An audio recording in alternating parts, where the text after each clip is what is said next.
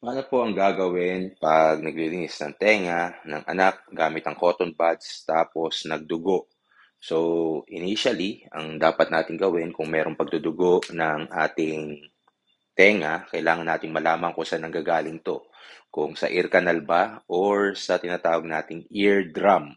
Okay? Usually, ang ginagamit natin is yung aparato na tinatawag nating otoscope.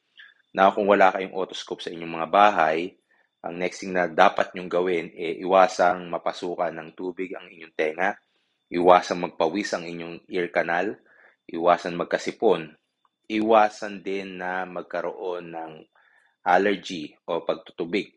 The reason why kailangan nating iwasan ito dahil kung sakaling may open wound o pagdurugo, ma-infect o malagyan ng dumi na siyang magkakos ng infection. Okay? And next step, ang dapat nyong gawin, please see a doctor nang sa ganon, malinisan ng tama ang inyong ear canal or ang inyong eardrum at mabigyan din kayo ng mga antibiotics. Okay? If you like this kind of content at maging advocate ng Project Bingi, wala kayong dapat gawin kundi hit that subscribe button and hit that notification bell and comment sa ating mga videos na sa ganon masagot natin ang inyong mga katanungan. Peace!